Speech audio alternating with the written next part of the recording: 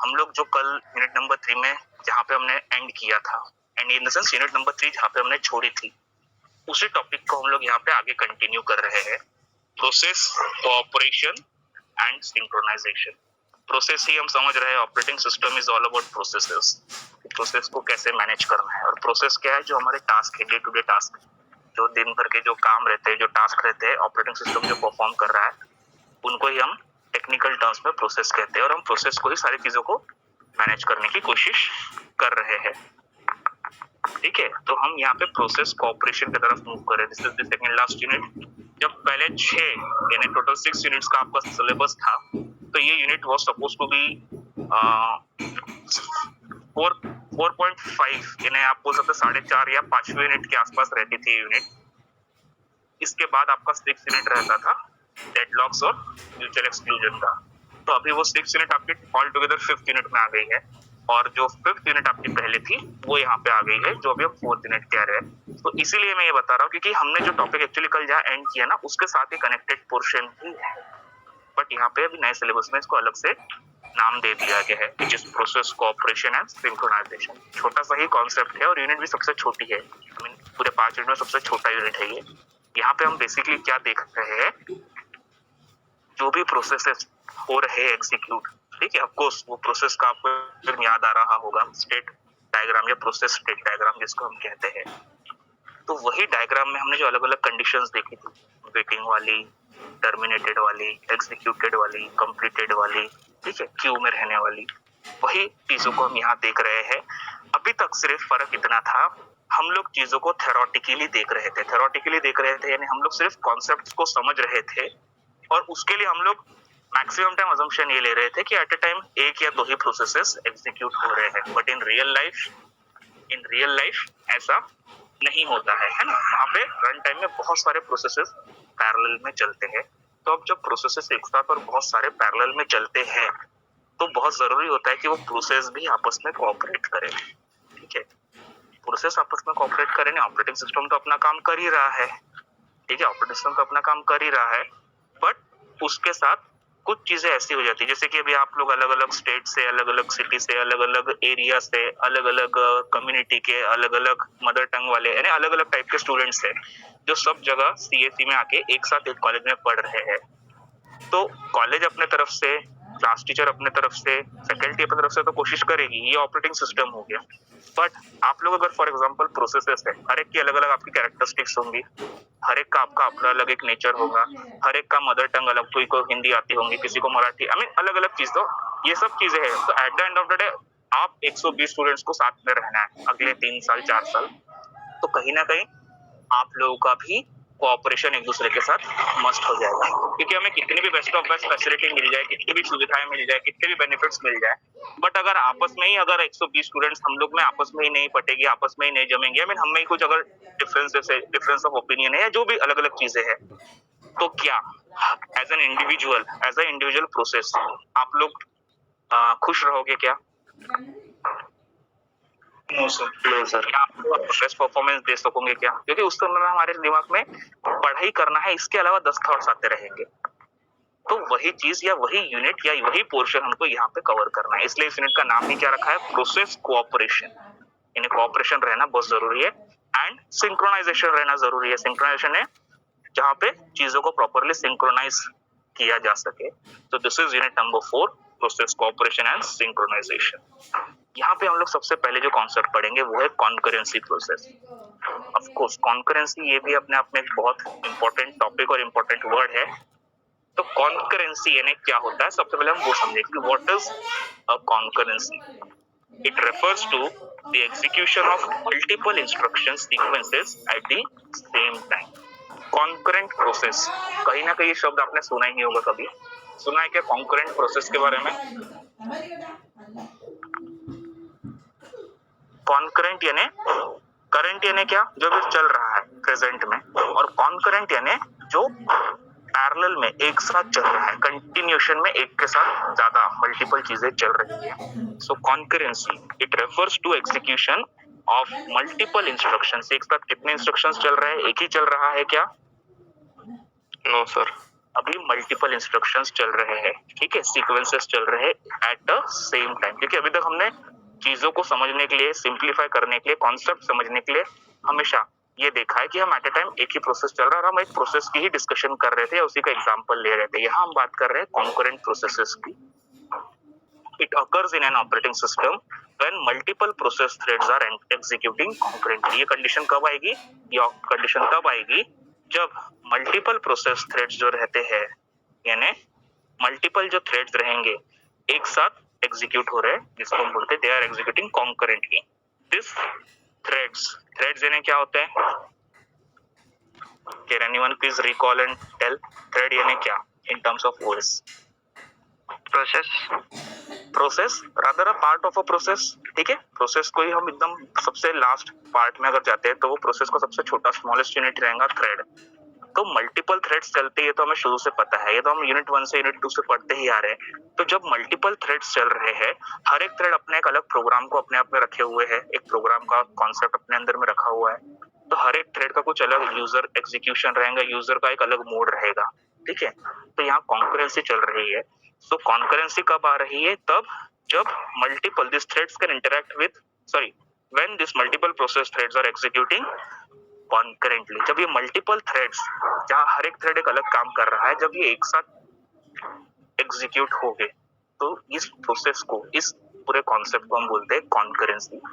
Concurrent process चलना, concurrent process चलना यानी एक साथ मल्टीपल टास्क को एग्जीक्यूट करना, मल्टीपल प्रोग्राम्स को एग्जीक्यूट करना। तो कॉन्करेंसी यानी अगर हमसे कोई पूछे तो हम क्या कहेंगे? Concurrency is a concept where multiple programs या मल्टीपल थ्रेड्स, प्रोग्राम का ही यूनिट रहता है threads, multiple threads are executing at the same time. एक ही समय पे जब मल्टीपल प्रोग्राम्स चल रहे हैं तो हम बोलेंगे it is a concurrent process. This threads can interact with one another via shared memory और मैसेज पासिंग, ठीक है। कल हमने एक लास्ट में कॉन्सेप्ट पढ़ा था थ्रैशिंग वाला। क्या हो रहा था वहां देख रहे थे, जब प्रोसेसेस बार बार बुलाए जा रहे हैं सेकेंडरी मेमोरी से मेन मेमोरी, फिर वापस जब जरूरत नहीं है तो मेन मेमोरी से वापस सेकेंडरी मेमोरी। इस दौरान भी हमने देखा था कि कुछ प्रोसेस या कुछ ब्लॉक्स ऐसे रहते हैं अनयूज्ड, कुछ मैसेजेस ऐसे रहते हैं जो रास्ते में कहीं रह जाते हैं, जो अनयूज्ड रह जाते हैं, या प्रोसेस को कॉल किया जाता है बट उसके यूज या उसके मेन मेमोरी में आने के पहले ही प्रोसेस को टर्मिनेट भी कर दिया जाता है। तो ऐसे बहुत सारी चीजें हो जाती है। तो इससे क्या हो रहा है, आपस में मैसेजेस टकरा भी सकते हैं। ऑफ कोर्स इस चीज को हम बहुत डिटेल में अगले सेमेस्टर में कंप्यूटर नेटवर्क्स वहां पे पढ़ने वाले हैं, उसके लिए कुछ अलग मैकेनिज्म्स भी डिटेल में लगते हैं। बट अभी as per the operating system के कॉन्सेप्ट के हिसाब से हम समझ रहे हैं। तो यहाँ पे जरूरी ये हो जाता है कि मल्टीपल प्रोसेस आना जाना कर रहे हैं, तो हर एक प्रोसेस को आपस में कम्युनिकेट करना जरूरी हो जाता है, यानी हर एक प्रोसेस भी आपस में कम्युनिकेट करे, आपस में एक दूसरे के साथ डिस्कशन करे। डिस्कशन यानी अब आप लोग अगर हो, आप लोग अभी अज्यूम करिए सेक्शन ए और सेक्शन बी के स्टूडेंट्स अभी एक साथ क्लासेस में बैठे, बट ऑफलाइन आप लोग सारे लोग कभी मिले हो क्या? नो सर, है ना, नहीं मिले। अभी आप में से आपको खुद एग्जांपल सेक्शन ए के 60 और सेक्शन बी के जो 60 स्टूडेंट्स हैं, वो भी पूरे 60 के 60 आपस में शायद नहीं मिले होंगे, शायद, है ना। फिर अब जब हमको पहली बार हम लोग आपस में मिलेंगे तो एक साथ मिलते और पूरे 120 स्टूडेंट आप लोग बेस्ट फ्रेंड बन जाओगे क्या एक ही दिन में? नो सर, एक प्रोसेस लगता है। तो कैसे आप लोग कम्युनिकेट करोगे आपस में? बातें करोगे, एक दूसरे के बारे में पूछताछ करोगे, कौन कहाँ से, फिर मालूम पड़ेगा कि अरे ये लड़का है, ये लड़का, मैंने ये स्टूडेंट जो है ये तो मेरे एरिया का है, मेरे ही घर के आसपास के एरिया का है, या मेरे जैसी हॉल में कुछ ना कुछ, तो फिर हमारे बॉन्डिंग्स और रिलेशंस स्ट्रॉन्ग होंगे। वैसे ही कॉन्करेंसी यानी कॉन्करेंट प्रोसेस का समय भी ये जरूरी हो जाता है कि ये मैसेजेस जो है, ये थ्रेड्स जो है, ये आपस में क्या करे, दिस थ्रेड्स कैन इंटरेक्ट करे किसके साथ? With one another. और ये कैसे करेंगे और क्यों करेंगे? क्योंकि एक सज्जन शेयर्ड मेमोरी कर रहे हैं। शेयर्ड मेमोरी यानी मेमोरी तो ये सेम ही यूज कर रहे हैं ना, सभी प्रोसेसेस एक ही सेकेंडरी मेमोरी में स्टोर्ड है।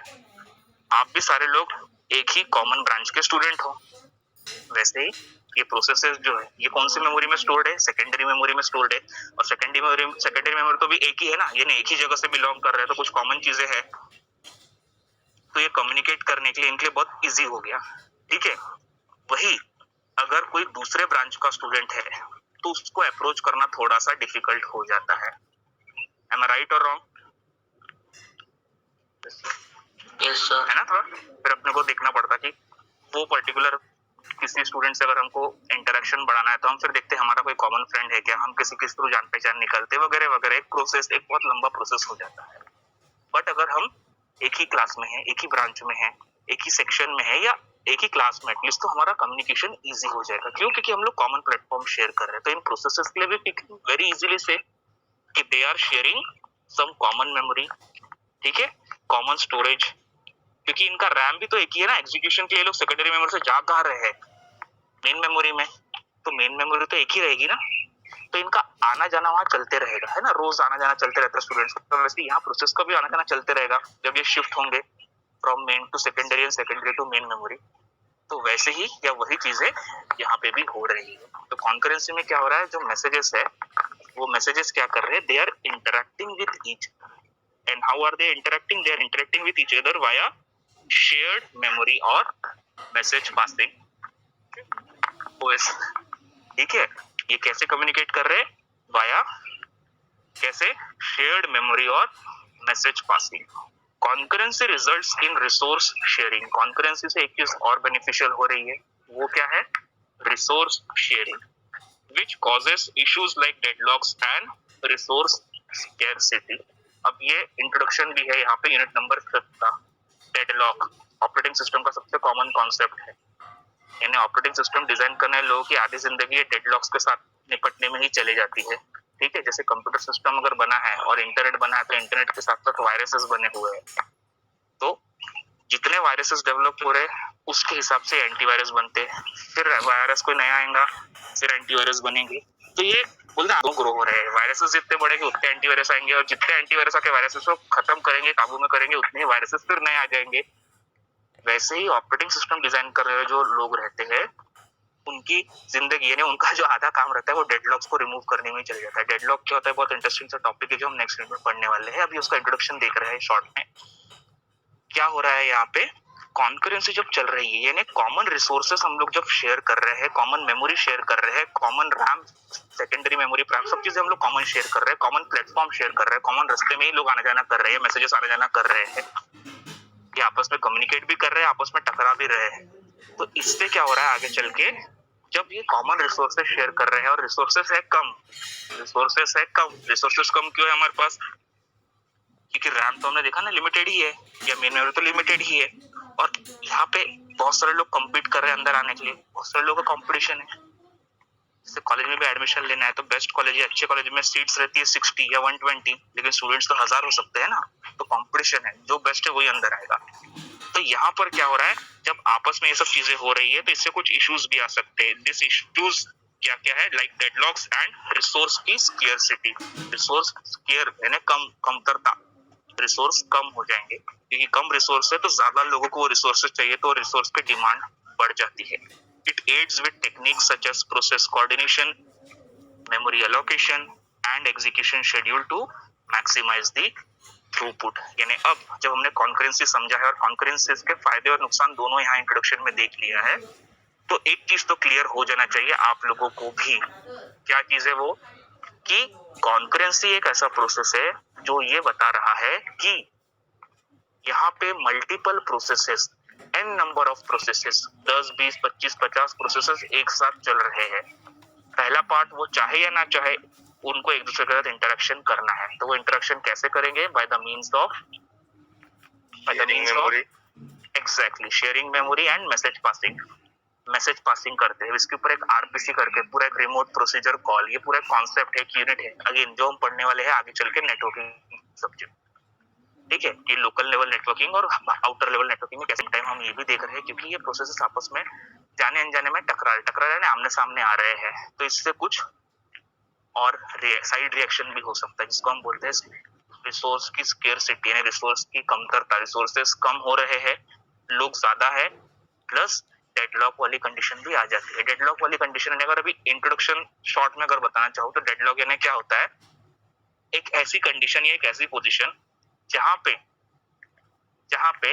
बहुत सारे लोग एक ही जगह पे आके वो रिसोर्स को यूज करना चाहते हैं, और क्योंकि वहां पर पहले से कोई प्रोसेस अवेलेबल है और वेटिंग में 3-4 लोग हैं उसी रिसोर्सेस के लिए, तो क्या होगा? एक ऐसी कंडीशन आ जाती है जिसके वजह से किसी को भी रिसोर्स नहीं मिलता है। ठीक है, अगर इसको हम जनरल एग्जांपल, अभी हम यूनिट 5 में तो जाएंगे तब डिटेल में बताऊंगा, अभी अगर आप फिलहाल समझना था ट्रैफिक जाम वाली कंडीशन समझ लीजिए। ठीक है, कार पार्किंग है, एक जगह खाली है, 4 लोगों को गाड़ी पार्क करनी है। ठीक है, तो क्या होगा, जगह एक ही कार पार्क करने की है, 4 कार को पार्क करने, 4 अलग अलग लोग आए हुए हैं उसी जगह पे गाड़ी पार्क करना है। क्या होगा उस कंडीशन में, उस सिचुएशन में? कोई एक ही पार्क करेगा, बाकी 3 लोग को रिसोर्स मिल पाएगा क्या? No sir. है ना, उसमें भी मजे की बात, वो कार पार्किंग की जो एक जगह खाली थी ना, वो खाली होने वाली थी। अब मैं इसमें नई कंडीशन डाल रहा हूँ, वो खाली होने वाली थी क्योंकि जिसने कार पार्क किया था ना, उसको कार बाहर निकालना है, और जब वो निकालेंगे, आपने को दिख गया ना उसने रिवर्स गियर लगा लिया है, यानी कार ने बाहर निकल रही है। वहां पे बाकी 9 लोग अपने रिसोर्स से अपनी कार लेके पहुंच गए, हमको कार अंदर डालनी है, यानी हमको पार्क करनी है, मगर जो अंदर था ना वो बाहर भी नहीं निकल पाता। क्यों? क्योंकि 2-3 जगह से दूसरी कार आके ब्लॉक हो चुकी है। वो 4-5 कारों ने ऐसी सिचुएशन बना ली है कि जिसको बाहर जाना है वो बाहर नहीं जा सकता, और जिसको अंदर जाना है वो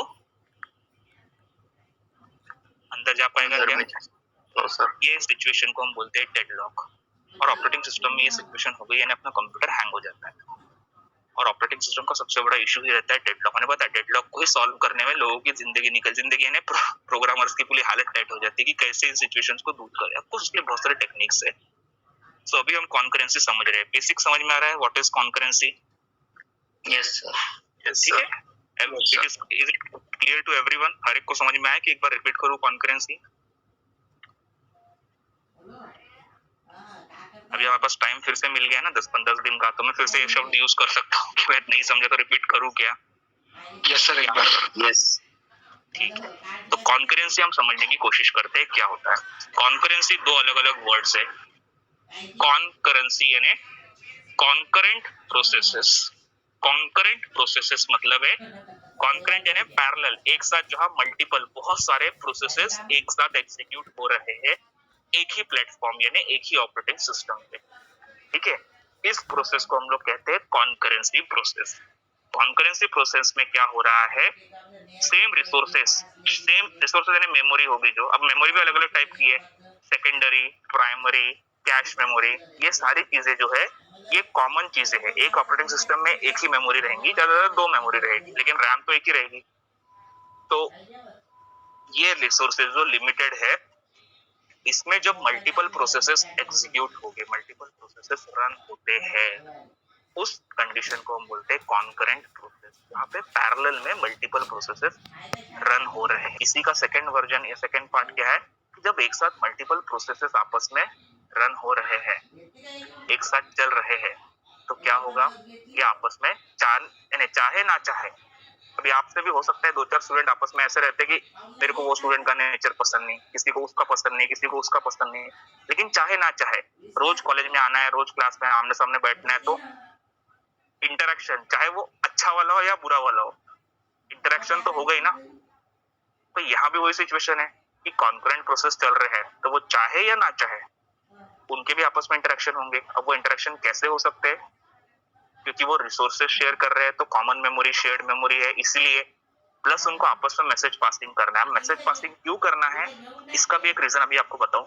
मैसेज पास इसलिए कर रहे हैं कि हर एक को अपना अपना स्टेटस हमेशा अपडेट और बताते रहना पड़ता है कि मैं कहाँ जा रहा हूँ, क्यों जा रहा हूँ, ताकि आगे वाले को ये पता रहे कि इस प्रोसेस का क्या यूज है। क्योंकि अगर मुझे ये नहीं पता कि आगे वाले प्रोसेस का क्या इस्तेमाल करना है, क्या यूज होना है, या वो कहाँ जा रहा है, या वो कहाँ से आ रहा है, तो मैं उसके ऊपर कोई डिसीजन ले सकता हूँ क्या? नहीं ले सकता हूँ। तो ये सब मैसेज पासिंग इसलिए भी ज्यादा जरूरी हो जाती है। और थर्ड चीज कि जब हम देख रहे हैं कि ये सारी चीजें सारे प्रोसेसेस कॉमन प्लेटफॉर्म को यूज कर रहे हैं, तो एक नई कंडीशन का हमको ध्यान रखना है। वो कंडीशन क्या कहती है कि जब कॉमन प्रोसेस एक साथ रन होना चालू हो जाते हैं, ये सभी कम्पीट कर रहे हैं कॉम्पिटिशन में। किस चीज की कॉम्पिटिशन में? इनको क्या चाहिए है? रिसोर्सेस चाहिए है, और रिसोर्सेस है लिमिटेड, तो लिमिटेड रिसोर्सेस है और लोग ज्यादा है, तो अब इससे दिक्कतें पैदा हो सकती है। वो दिक्कतों को हम लोग क्या कह रहे हैं? डेडलॉक या रिसोर्स स्केर्सिटी, जहाँ रिसोर्स स्केर कम हो गए, रिसोर्सेस कम हो गए, या ऐसी कंडीशंस आ गई कि वो रिसोर्स लोग यूज नहीं कर पा रहे हैं। क्यों यूज नहीं कर पा रहे हैं? अगर हमको थोड़ा लाइटर मोड में समझने की कोशिश करें तो एक प्लेट खाना है और 4 लोग को वो खाना खाना है, एक थाली है 4 लोग को खाना है, तो थाली के पास जो पहले पहुंचेगा वो खाना खा पाएगा। 4 लोग आपस में फाइटिंग करना चालू कर दे, मारा पीटी चालू कर दे, थाली वहीं पड़ी हुई है, एक तो कम से कम खा सकता था, लेकिन कब खा सकता था? अगर वो वहां पहुंच जाए तो। लेकिन अभी बाकी 3 लोग उसको वहां पहुंचने देंगे क्या? रिसोर्सेस तो है लेकिन वहां तक कोई पहुंच ही नहीं पा रहा है, तो ये वाली कंडीशन भी आ जाती है। ठीक है, तो ये सब चीजों को ऑल टुगेदर हम कहते हैं कि it is a concurrency process. अब प्रिंसिपल्स ऑफ कॉन्करेंसी में हम देखेंगे कि क्या क्या बेसिक है, कौन से बेसिक प्रिंसिपल्स एप्लीकेबल है। ठीक है, so today's technology like multi core processors, अभी वी ऑल नो अभी मल्टी कोर प्रोसेसर है, multiple octa core, hexa core, फिर उसमें भी i3, i5, i7 यानी मल्टीपल कोर वाले प्रोसेसर्स है, पैरेलल प्रोसेसिंग भी होती है। It allows multiple processes and threads to be executed simultaneously. बिल्कुल, ये जो बेसिक हमने अभी लिमिटेशंस पढ़ा है, इसको ओवरकम करने के लिए ऐसा नहीं है कि इंजीनियर्स खाली बैठे हैं, इसको ओवरकम ऑलरेडी कर चुके हैं लोग। बट ऑफ कोर्स जैसे मैंने बताया कि किसी चीज को ओवरकम करते, कोई डेफिशिएंसी को ओवरकम करते तो कुछ नया आ जाता है ना। जैसे कोरोना वायरस, अभी कोविड को बोलते, फर्स्ट वेरिएंट को काबू में लाया, फर्स्ट वेव शांत हुआ, दूसरा आ गया, दूसरे के लिए वैक्सीन लेके आए, अभी लगभग 90% लोग जो एलिजिबल थे, लोग गवर्नमेंट बोल रहे थे कि वैक्सीनेटेड हो गए हैं, तो अब थर्ड वेव जो है बोलते हैं उसमें ये वैक्सीनेशन काम ही नहीं करेगा। ये नहीं, ये खेल चल रहा है। ठीक है, कभी एक आगे कभी दूसरा आगे, कभी एक आगे कभी दूसरा आगे, क्योंकि अगर मल्टी प्रोसेसिंग चल रही है, पहले दिक्कत क्या थी कि एक समय में एक ही काम होगा, एक प्रोसेसर एक रिसोर्स, दोनों खुश थे। फिर क्या हो गया, प्रोसेस 2 हो गए लेकिन रिसोर्स एक था, तो फिर एक पार्टी दुखी हो गई। फिर हमने बोला कि अब हम 2 रिसोर्सेस ला लेंगे या हम मल्टीपल प्रोग्रामिंग ला लेंगे, मल्टी कोर प्रोग्रामिंग ला लेंगे। अब हम 8 प्रोग्राम्स को एक साथ हैंडल कर सकते हैं, लेकिन 8 प्रोग्राम को हैंडल कर सकते हैं तो सीपीयू एक बार में 8 प्रोग्राम लेके नहीं आता है, वो 16 या 32 लेके आएगा, ताकि खाली ना रहे वो। ये तो हमने पहले ही पढ़ चुका था ना कि खाली ना रहे। 8 चल रहे हैं तो कम से कम 8 या 16 वेटिंग पे रहेंगे, तभी तो एग्जीक्यूशन फास्ट होगा ना, कि 8 का काम होगा तो दूसरे 8 लाओ, इनका होगा तो दूसरे लाओ। यानी कुल मिला के जितने रिसोर्सेस अवेलेबल है, प्रोसेसेस उससे ज्यादा ही रहेंगे। तो टुडेज टेक्नोलॉजी क्या बोल रही है, like multi core processors and parallel processing allows multiple processes and threads to be executed simultaneously. Multiple processes and threads can access the same memory space, the same declared variable in codes, or even read or write the same file. इन्हें same file read कर सकते हैं, same processes पे run हो सकते हैं, same coding भी execute कर सकते हैं। The amount of time it takes a process to execute cannot be simply estimated. लेकिन ये कैलकुलेशन कि एग्जैक्टली एक प्रोसेस कितनी देर तक चलेगा, ये एस्टिमेशन करना पॉसिबल नहीं। And you can not predict which process will complete first, enabling you to build techniques to deal with the problems that concurrency creates. ये ठीक है, जैसे अभी हमने इसके पहले स्लाइड में पढ़ा था, तो किसी न किसी स्टूडेंट, थोड़े से जो इंटेलिजेंट प्रकार के स्टूडेंट्स होते हैं, उनके मन में क्वेश्चन जरूर आया होगा कि सर इतना हम डिस्कस कर रहे हैं, अभी तो मल्टीपल प्रोसेसिंग सिस्टम आ गया है, मल्टी कोर ऑपरेटिंग सिस्टम आ गया है, मल्टीपल प्रोसेसेस को हम हैंडल कर सकते हैं एंड व्हाट नॉट। तो हम नेक्स्ट स्लाइड में वही पढ़ रहे हैं कि ये बिल्कुल सही है, आपने जो बोला वेरी गुड, बहुत सही सोचा आपने, मगर दिक्कत ये है कि इसके बावजूद भी ऐसी कोई टेक्निक है क्या कि चलो ठीक है 8 प्रोसेसर्स एक साथ में रन हो सकते हैं। ऑक्टा कोर मेरा प्रोसेसर है, प्रोसेसर ने 16 प्रोसेस को एक साथ बुला के रखा था, जिसमें से 8 को उसने एग्जीक्यूट करना चालू कर दिया। अब वो 8 में से कौन सा पहले खत्म होगा, सेकंड नंबर पे कौन सा होगा, कितने समय में होगा, कितने रिसोर्सेस लगेंगे, ये सब चीजें पहले से हम डिसाइड नहीं कर सकते हैं। इसके लिए कुछ स्पेशल टेक्निक्स और टेक्नोलॉजीज लगती है। ठीक है, interleaved and overlapping processes are 2 type of concurrent processes with the same problems. दोनों तरीके जो है interleaved and overlapping process, interleaved यानी जहाँ पे एक के बाद एक प्रोसेसेस आ रहे हैं वो, और ओवरलैपिंग यानी जहाँ पे एक के ऊपर एक प्रोसेसेस आ रहे हैं। दोनों टेक्निक्स अलग है, जहाँ पे पहले फर्स्ट वाला जा रहा है, फर्स्ट का थोड़ा एग्जीक्यूशन हो गया, फिर सेकंड को लाया गया, फिर सेकंड का हो गया, फिर फर्स्ट को लाया गया, फिर उसका थोड़ा सा काम हो गया तो फिर सेकंड को लाया जाए। This is interleaving. And overlapping means 1 2 3 4 process एक साथ डंप कर दिया।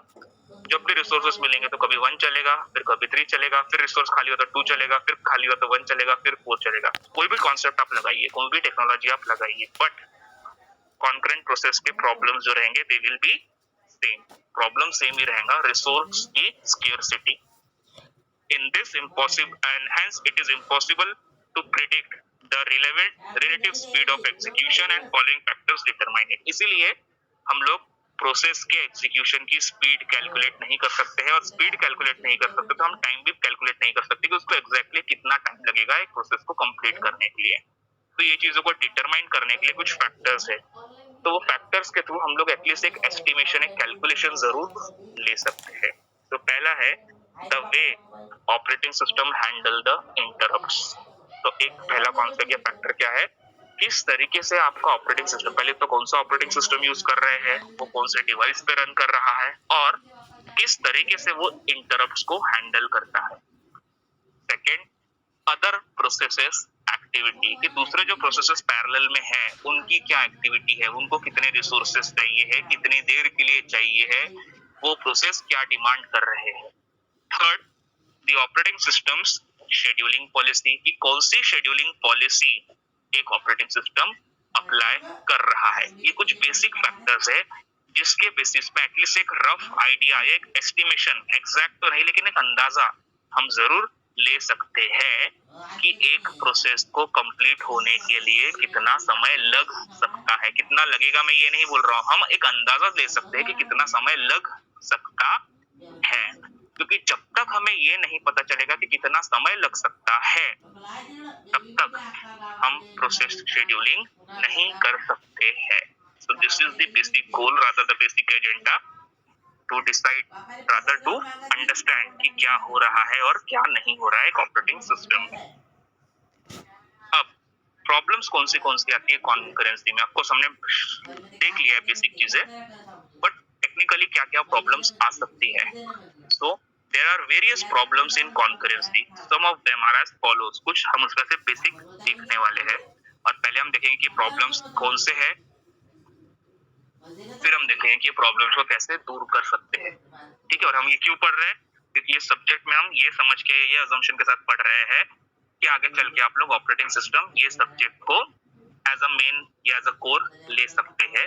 और अगर आप नहीं भी लेते हैं तो कहीं ना कहीं आगे के आप जितने भी सब्जेक्ट्स पढ़ोगे उसका बेसिक्स या जो बेस रहेगा वो ऑपरेटिंग सिस्टम भी रहेगा. तो आपको जब तक ऑपरेटिंग सिस्टम की वर्किंग नहीं पता, उसके ऊपर आप एग्जीक्यूशन नहीं कर पाओगे, और आप एग्जीक्यूशन नहीं कर पाओगे तो आप कोई भी प्रोग्राम डिजाइन नहीं कर सकते. क्योंकि प्रोग्राम डिजाइन करते समय ये ध्यान में रखना कि कौन सा ऑपरेटिंग सिस्टम के लिए हम प्रोग्राम बना रहे हैं, ये बहुत जरूरी है. तो उस ऑपरेटिंग सिस्टम के फीचर्स क्या है ये जानना भी जरूरी है. तो इधर केस में टॉपिक हमारे लिए बहुत ज्यादा इंपॉर्टेंट बन जाता है, ना चाहते हुए भी. तो पहला जो प्रॉब्लम है वो है locating the programming errors. It is difficult to spot a programming error because reports are usually repeatable. जो रिपोर्ट्स आती है वो रिपीटेबल रहती है due to the varying states of shared components each time the code is executed. क्या हो रहा है, पहला पॉइंट क्या बता रहा है, जो प्रॉब्लम है, जो एरर्स हो रहे हैं वो एरर्स को लोकेट करना डिफिकल्ट है.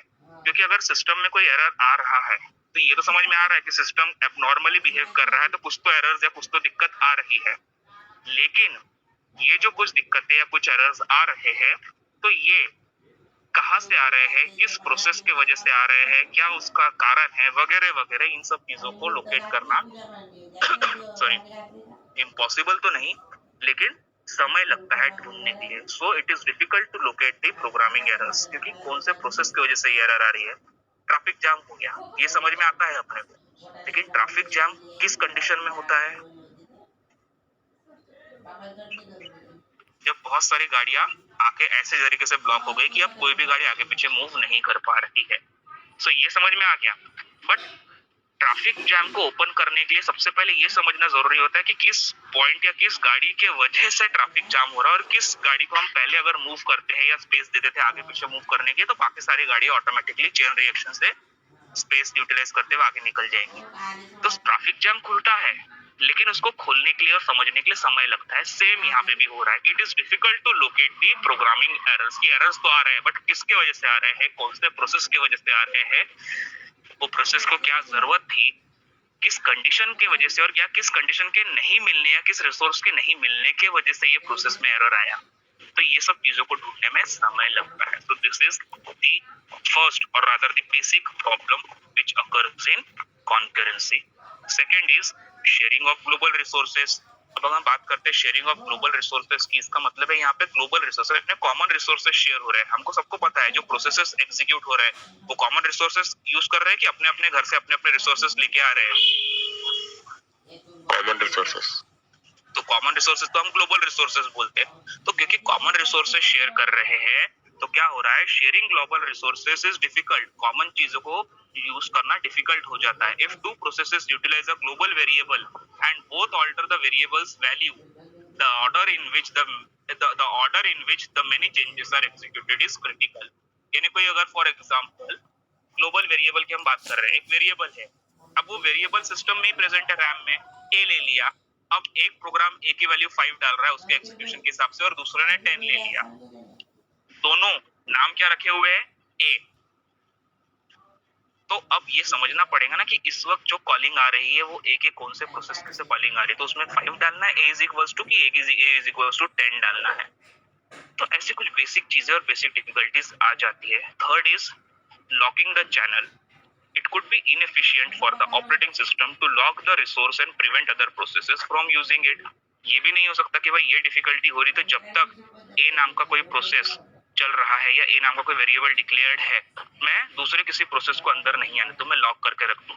ये तो हो ही नहीं सकता ना, फिर तो कॉन्करेंसी का कॉन्सेप्ट ही खत्म हो जाएगा। यानी हम उसी पर्पस को किल कर देंगे जिसके लिए हम इतने देर से फाइट कर रहे थे कि एक बार में कंफ्यूजन ना हो, इसलिए हम एक ही प्रोसेस को चलाएंगे। तो अगर एक बार में एक ही प्रोसेस चलाना था तो फिर ये मल्टीपल प्रोग्रामिंग और ये ऑपरेटिंग सिस्टम का कॉन्सेप्ट ही खत्म हो गया ना, फिर तो हम फिर से ट्रेडिशनल जगह चले जाएंगे। And fourth is optimal allocation of resources. Of course it is challenging for the operating system to handle the resource allocation properly. ये बहुत बड़ा चैलेंज रहता है ऑपरेटिंग सिस्टम के लिए कि वो किस हिसाब से रिसोर्सेज को हैंडल करता है, किस हिसाब से वो रिसोर्सेज को यूटिलाइज करता है। क्योंकि अगर ये रिसोर्सेज प्रॉपर्ली यूटिलाइज करना ऑपरेटिंग सिस्टम कर ले तो ये डिफिकल्टीज कम से कम हो जाएंगी। लेकिन अगर ऐसा नहीं कर पाया तो ये challenges time and again repeat होते ही रहेंगे। ठीक है, यहाँ तक समझा आप लोगों को स्टूडेंट्स? ये हम प्रॉब्लम्स पढ़ रहे हैं, इसके बाद हम लोग उसके इश्यूज पढ़ेंगे और कैसे उसको ओवरकम करते हैं वो पढ़ेंगे। बट ऑफ कोर्स ये सब चीजें हम नेक्स्ट लेक्चर में लेंगे। यहाँ तक जो हमने आज पढ़ा, इज इट